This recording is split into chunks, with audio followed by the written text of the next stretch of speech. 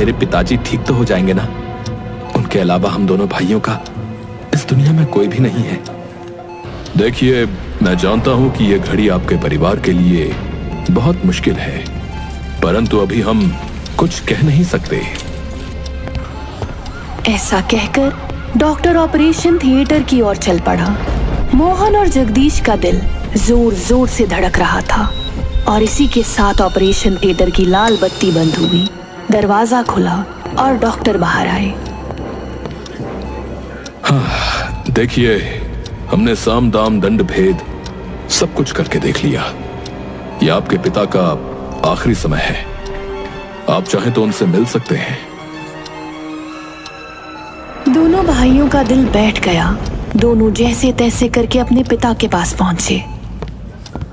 तुम्हारी माँ तो तुम्हारे बचपन में ही हम सबको छोड़कर चली गई थी। अब मेरा भी समय आ गया है मेरे बच्चों। तुम्हारे दादा की विरासत को मैंने खूब आगे बढ़ाया। बच्चों, मैं जिस नई कंपनी के प्रोजेक्ट पर काम कर रहा था, उसे तुम दोनों मिलकर आगे ले जाना। गांव में बहुत उन्नति आएगी।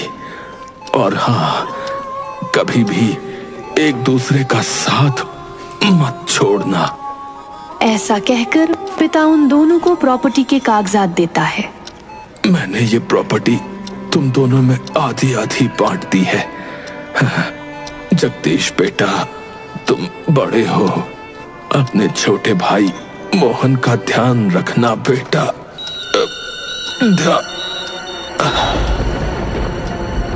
और ऐसा कहते ही पिता ने अपनी आखिरी सांसों के साथ आंखें बंद की। पिताजी, पिताजी, आप हमें छोड़कर चले गए। पिताजी, रो मत मेरे भाई, रो मत। आज से मैं ही तेरे पिता समान हूं। अपने छोटे भाई को संभालते हुए जगदीश अस्पताल की सारी फॉर्मेलिटी पूरी करता है। उसके बाद अपने पिता का अंतिम संस्कार। उस दिन के बाद से दोनों भाइयों का कोई सहारा नहीं था। अभी मोहन काफी छोटा था, इसलिए जगदीश ही उसकी देखभाल करता। पिता ने प्रॉपर्टी में दोनों भाइयों को कितना और क्या हिस्सा दिया था, ये उन्होंने अभी तक देखा भी नहीं था, क्योंकि दोनों भाई एक दूसरे से बहुत प्यार करते थे और उनके बीच प्रॉपर्टी का कोई लालच नहीं था। धीरे धीरे समय बीता। अब मोहन भी बड़ा हो रहा था और कुछ ही समय बाद जगदीश की भी शादी हो गई। जगदीश की पत्नी शारदा बहुत ही ज्यादा चालाक औरत थी। ये पैसा, ये दौलत, ये नाम और ये शोहरत, इतने अमीर घर में शादी हुई है मेरे तो भाग ही खुल गए। इतने में ही मोहन शारदा के पास आया। भाभी, खाना बन गया है क्या? जल्दी से खाना लगा दो, बहुत तेज भूख लगी है। मेरी फ्लाइट का टाइम भी हो रहा है। जब देखो मुंह उठाकर खाना ही मांगता रहता है। मैं क्या इसके बाप की नौकर हूँ? भाभी, क्या सोच रही हो? अरे देवर जी, लाती हूँ। बैठो बैठो। अब तो विलायत जा रहे हो, भूल जाओगे हमें तो वहां जाकर। भैया ही तो मुझे जबरदस्ती भेज रहे हैं। कह रहे हैं कि बिजनेस की पढ़ाई करके आओ। मेरा तो बिल्कुल भी मन नहीं है जाने का। मोहन खाने की टेबल पर बैठा था। शारदा खाना परोस रही थी। इतने में जगदीश भी वहां पहुंचा। सारी तैयारी हो गई है मोहन? जी हाँ भैया, सब तैयारी कर ली है। अब मेरा तो बिल्कुल भी मन नहीं कर रहा है आपको और भाभी को छोड़कर यहाँ से जाने का। अरे, तू ये कैसी बातें कर रहा है रे? तू पढ़ लिख लेगा अच्छे से तो बहुत अच्छा रहेगा। कल को तुझे ही तो वो कंपनी चलानी है। पिताजी का सपना मिलकर पूरा करना है, समझा? मोहन अपने भाई को गले लगाता है और कुछ ही देर बाद विलायत जाने के लिए रवाना हो जाता है। यहाँ दूसरी तरफ शारदा के मन में ढेर सारी बातें आने लगी। मोहन विलायत से पढ़कर आएगा तब उसके हाथ में कंपनी की बागडोर चली जाएगी। कुछ ही सालों बाद मोहन की शादी भी हो जाएगी, तो फिर उसकी पत्नी इन सब पर राज करेगी और मैं ऐसे ही उसके और उसकी पत्नी के लिए खाना बनाती रह जाऊंगी। मैं और मेरे बच्चे तो सिर्फ उस मोहन के पैरों की जूती बनकर रह जाएंगे। एक ये मेरा पति तो भाई के प्यार में अंधा हो चुका है। ऐसा मैं नहीं होने दूंगी। ऐसे ही दिन बीते। जगदीश रोजाना मोहन को फोन किया करता था, उसका हाल चाल पूछता था। कुछ समय बाद शारदा गर्भवती हो गई।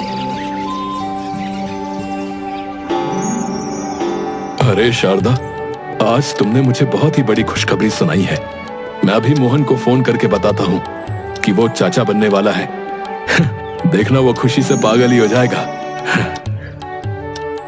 और कुछ समय बाद वैसे भी उसकी पढ़ाई पूरी हो जाएगी। रुक जाइए, हर वक्त सिर्फ मोहन मोहन करते रहते हैं। आपका कोई अपना परिवार है या नहीं?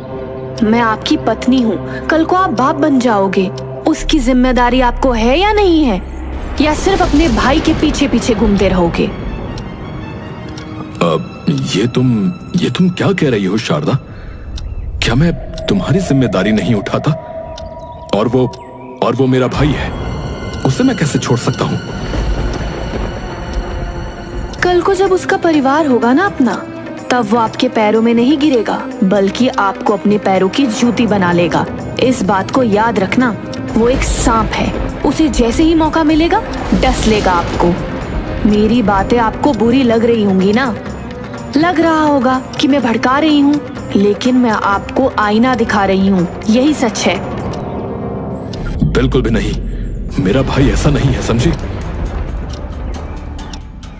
भूल गए दो भाइयों के बीच क्या होता है? इससे पहले वो आपकी जायदाद हड़पे, आप उसे बेदखल कर दीजिए। आपके बच्चे दर दर भटके, उन्हें खाने को ना मिले, उससे पहले उसे बेदखल कर दीजिए। मैं कह रही हूँ।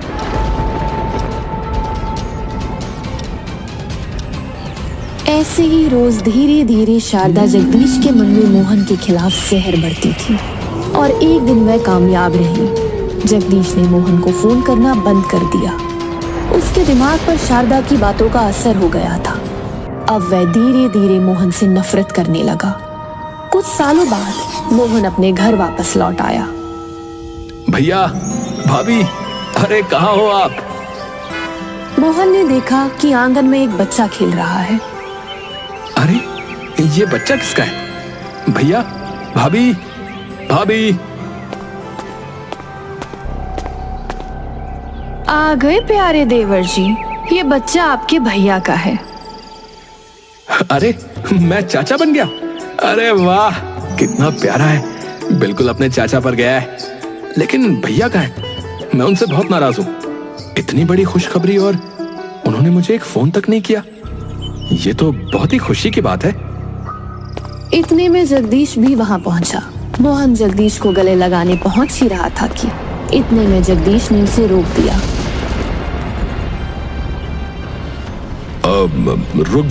रुक जाओ मोहन, सुनो मेरी बात।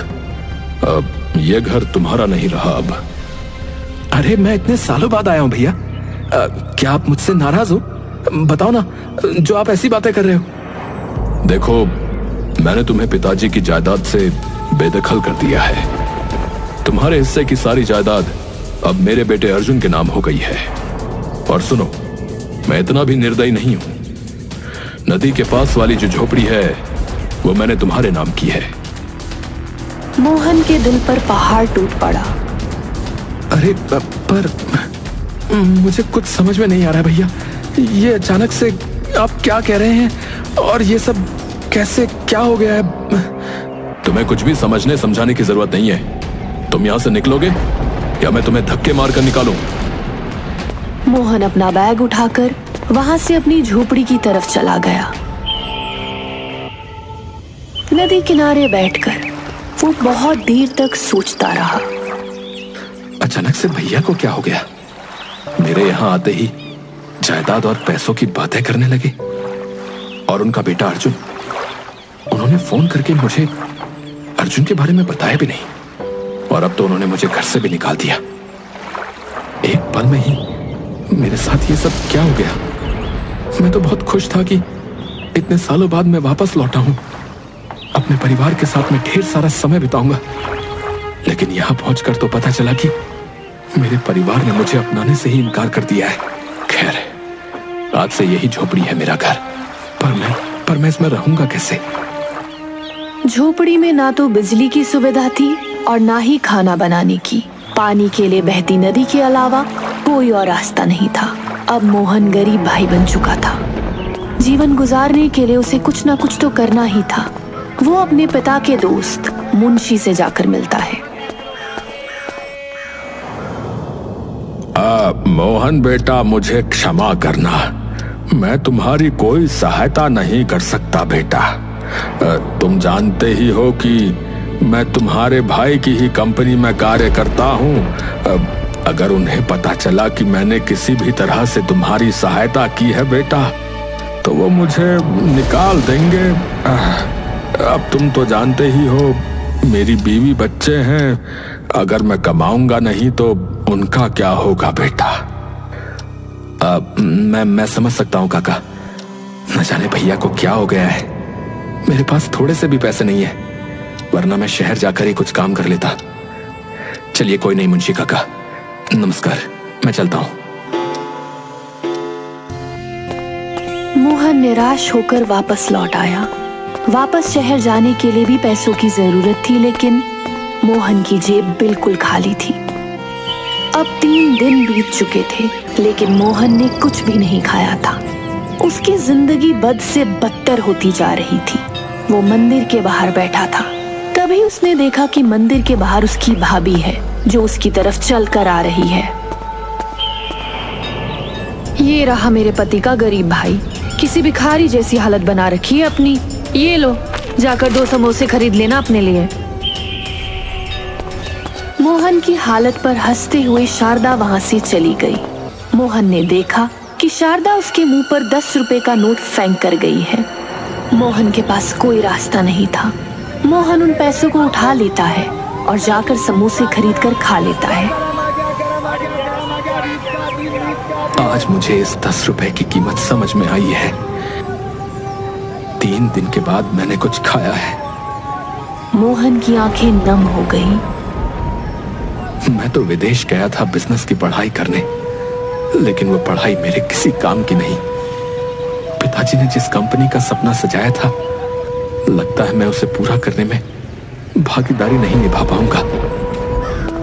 लेकिन मोहन हार नहीं मानता।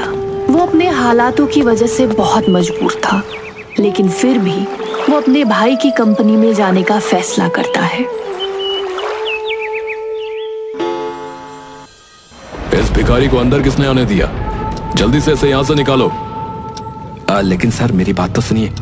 इस समय हमारी कंपनी बहुत घाटे में जा रही है और छोटे मालिक तो विदेश से पढ़ाई करके आए हैं। इन्हें सारे दांव पता है बिजनेस के बारे में। अगर ये हमारी कंपनी में आ गए तो हमारी कंपनी फिर से पहले की तरह खूब नाम कमाएगी। सुनो मेरी बात, सबसे पहले तो उसे छोटे मालिक बोलना बंद करो, समझे? वरना मैं तुम्हारी जबान खींच लूंगा। अगर हमारी कंपनी घाटे में जाती है तो जाने दो, मुझे उससे कोई फर्क नहीं पड़ता। भैया, आप मुझसे इतनी नफरत करते कि पिताजी के सपने को डूबता हुआ छोड़ना चाहते? मेरा यकीन कीजिए, मैं पूरी ईमानदारी से अपना काम करूंगा। चाहे मुझे थोड़े पैसे कम दे देना, कम से कम उन पैसों से मैं 2 वक्त का खाना तो खा पाऊंगा। ये सुनकर जगदीश का मन पिघल गया। वो मैनेजर को हाँ का इशारा करते हुए वहां से चला गया। मुबारक हो मोहन बाबू, कल से नौकरी पर आ जाना। मोहन बहुत खुश हुआ। अगले दिन वो बिल्कुल समय पर कंपनी पहुंच गया। वो पूरी लगन से काम करता है। वो जानता था कि एक कंपनी को आगे बढ़ाने के लिए किन किन बातों को ध्यान रखना जरूरी है। वो एक नेता की तरह कंपनी के मजदूरों को गाइड करता है और देखते ही देखते उनकी कंपनी पहले की तरह ट्रैक पर आने लगी। सर जी, आप मानो या ना मानो, मोहन साहब के आने के बाद से ही हमारी कंपनी पहले की तरह अस्तित्व में आई है। अगर वो ना होते तो आज तो हमारी कंपनी के बाहर ताले लटक रहे होते। तुमने सही कहा, मैं उसे इसी काबिल बनता देखना चाहता था। सब जानते थे कि जगदीश के मन में कहीं ना कहीं मोहन के लिए प्यार अब भी जिंदा है, लेकिन वो उसे कभी बाहर नहीं आने देता था। लेकिन इस बात से शारदा बहुत नाराज थी। वो जानबूझकर मोहन की तनख्वाह बहुत कम रखवाती थी। मैं इतने समय से कंपनी में काम कर रहा हूं, मेरी वजह से कंपनी ने बहुत कुछ हासिल किया, लेकिन वहां की तनख्वाह से मैं केवल 2 वक्त का खाना ही ठीक से खा पाता हूं। मेरी झोपड़ी में आज तक मैं पंखा भी नहीं लगा पाया। वहां पर मेरे साथ मजदूरों की तरह सलूक होता है, लेकिन कोई बात नहीं, मैं पिताजी के सपने को ऐसे नहीं गिरने दे सकता। उस दिन जब मोहन काम पर पहुंचा तो उसने देखा कि चारों तरफ भीड़ है, और तभी जगदीश भागता हुआ आया और मोहन के गाल पर एक जोर का तमाचा लगाया। क्या बात है भैया? भाई मत बोल मुझे, भाई मत बोल मुझे। जिस थाली में खाते हो उसी में छेद करते हो। गद्दार कहीं के हैं? सही कहती थी शारदा तुम्हारे बारे में। मुझे कुछ समझ में नहीं आ रहा भैया, आप ये क्या बोल रहे हैं? कंपनी के अकाउंट से 20 लाख रुपए गायब हैं, 20 लाख रुपए। बताओ वो पैसे कहां गए? अय्याशी में तो उड़ा दिए होंगे तुमने, है ना? मैं बहुत गरीब हूं भैया, आप मेरी झोपड़ी में जाकर चेक कर लीजिए, उसमें आपको 1 रुपया भी नहीं मिलेगा। मैं नहीं जानता कि आप किसकी बातें कर रहे हो। अब आखिरी बार लॉकर की चाबी मैंने आपको ही दी थी मोहन साहब, उसके बाद से पैसे गायब हैं। भैया मुझे फंसाया जा रहा है, मैं सच कह रहा हूं, ये सब मैंने नहीं किया है। मैं कुछ भी दूध का दूध और पानी का पानी नहीं करना चाहता, समझे? वरना तुम और भी नीचे गिर जाओगे मेरी नजर में। मैं कहता हूं निकल जाओ ये गांव छोड़कर, हमेशा हमेशा के लिए चले जाओ यहां से। और आज से वो झोपड़ी भी तुम्हारे हाथ से गई, दफा हो जाओ यहां से। उसके बाद चौकीदार मोहन को धक्के मारकर वहां से निकाल देता है। मोहन के पास बिल्कुल भी पैसे नहीं थे कि वो शहर की बस पकड़कर शहर चला जाए। मेरे पास अब मर जाने के अलावा कोई और रास्ता नहीं है। मैं गरीब हूं, मेरी कौन सुनेगा? भाई ने मुझे गद्दार बोला, अपने ही पिता की कंपनी में चोरी का इल्जाम मुझ पर लगाया गया। अब मैं बिल्कुल जीना नहीं चाहता। वहां दूसरी तरफ ये सारा खेल शारदा के द्वारा रचा गया था। इसे कहते हैं सांप भी मर गया और लाठी भी नहीं टूटी। कल जब मेरे प्यारे देवर जी लॉकर में ताला लगाकर वापस आ रहे थे, मैंने बड़े ही प्यार से मूत्रा को उसकी गोदी में दे दिया और चाबी चुराकर लॉकर से 20 लाख रुपए गायब करे और दोबारा से चाबी देवर जी की जेब में डाल दी। दीवारों के भी कान होते हैं, मुझे ये सारी बातें यहाँ नहीं बोलनी चाहिए। रात काफी हो गई थी। शारदा जगदीश को खाने के लिए बुलाने गई। इतना जहर खिला दिया, क्या वो काफी नहीं है? ये कैसी बातें कर रहे हैं आप? क्या हो गया है आपको अचानक? क्या हो गया, क्या कह रही हो? तुमने ही लॉकर से 20 लाख रुपए चुराए हैं और इल्जाम मेरे भाई पर लगा दिया। कौन से पैसे? मैं नहीं जानती, आप किस बारे में बात कर रहे हो? झूठ मत बोलो, मैं बहुत अच्छे से जानता हूं, बता रहा हूं। मैंने सीसीटीवी में सब देख लिया था। तुम्हारी वजह से मैं हमेशा अपने भाई को गलत समझता रहा। मैंने उसे उसका हक भी नहीं दिया और आज तो उस पर इल्जाम भी लगाया, और वो भी सिर्फ तुम्हारी वजह से। अगर मेरे भाई ने कोई भी गलत कदम उठाया ना, तो उसकी जिम्मेदार सिर्फ तुम होगी, बता रहा हूं, सिर्फ तुम। और वैसे भी तुम्हें तो अब मैं तलाक ही देने वाला हूं। क्या? तलाक? मैं आपके पैर पड़ती हूँ, ऐसा मत कीजिए। मैंने बहुत बुरे कर्म किए हैं, मैं जानती हूँ, लेकिन हूँ तो मैं आपके बच्चों की ही माँ ना। ऐसा मत कीजिए, चाहे तो मुझे सजा दे दीजिए, लेकिन तलाक नहीं। इतने में ही डॉक्टर का फोन आया। न जाने डॉक्टर ने ऐसा क्या कहा कि जगदीश भागता हुआ सीधे अस्पताल पहुंचा और शारदा भी उसके पीछे पीछे अपना बच्चा गोद में उठाए वहां चली गई। जगदीश देखता है कि उसका भाई अस्पताल में एडमिट है। देखिए, आपके भाई ने छत से कूदकर आत्महत्या करने का प्रयास किया है। वो तो भला हो कि आसपास के लोग सही समय पर वहां पहुंच गए और उन्हें यहां ले आए। एक काम करिए, आप जल्दी से फॉर्मेलिटी पूरी कर दीजिए। ऑपरेशन का समय निकला जा रहा है। खून बहुत बह चुका है, खून की भी आवश्यकता है। मैं दूंगा अपने भाई को खून, मैं दूंगा। और इसके बाद जब मोहन की आंखें खुली तो वो अपने बगल में जगदीश को देखता है। उसके हाथों में सुइयां लगी थी। वो समझ जाता है कि जगदीश का खून इसकी रगों में बह रहा है। जगदीश की आंखों में आंसू आ गए।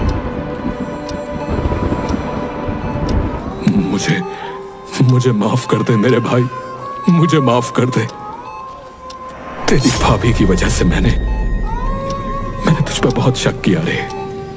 तुझे हमेशा नकारता ही रहा,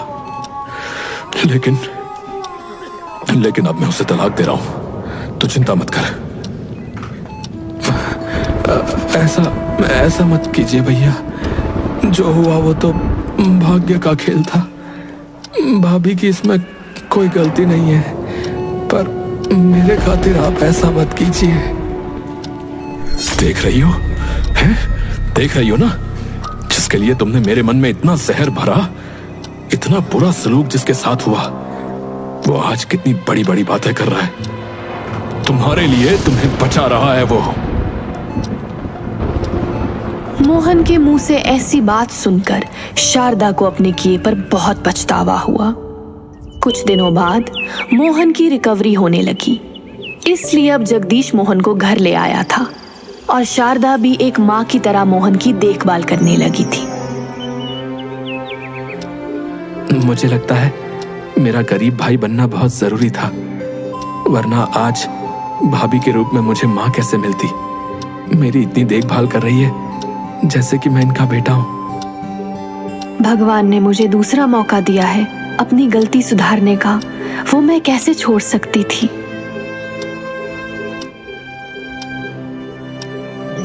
और अब एक बार फिर से मोहन और जगदीश के बीच का प्यार लौट आया। अब उनका हंसता खेलता परिवार खुशी खुशी जीवन जी रहा था।